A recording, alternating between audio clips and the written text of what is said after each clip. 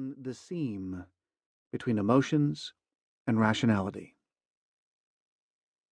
The new insights that have been obtained about the role of emotions are an outcome of a quiet revolution that has occurred over the past 2 decades in 3 important research disciplines: brain sciences, behavioral economics, and game theory.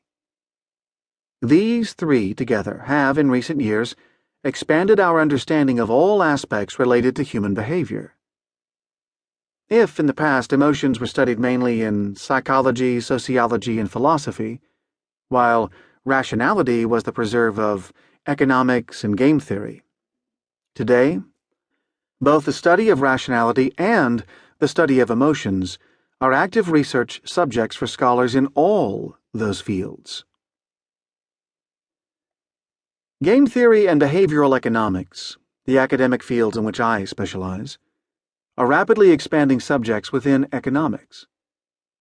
Over the past 2 decades, 12 Nobel Prizes in economics were awarded to researchers in those 2 fields. Their influence is felt well beyond the gates of academia.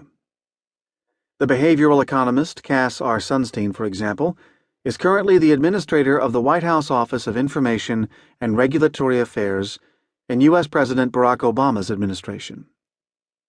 His colleague, Richard H. Thaler, is a member of a unit called the Behavioral Insight Team, set up by British Prime Minister David Cameron in his cabinet office to serve as an in-house consulting board.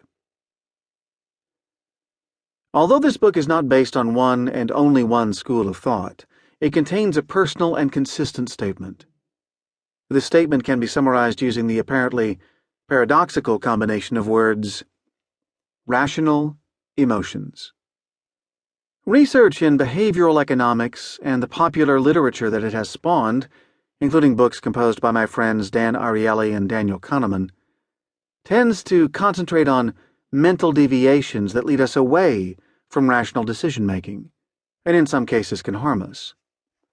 In my opinion, this is an overly pessimistic position. In contrast, I will try to point out how emotions serve us and further our interests, including our most material and immediate interests.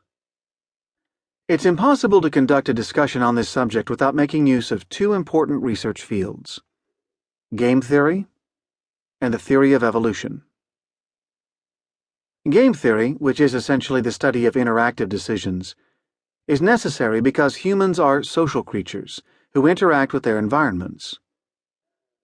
The game-theoretic approach enables us to understand the roles that emotions and other behavioral characteristics have within a context of social interaction. Without it, we would be exposed to only one side of the coin, and we would have only a partial understanding of our own behaviors.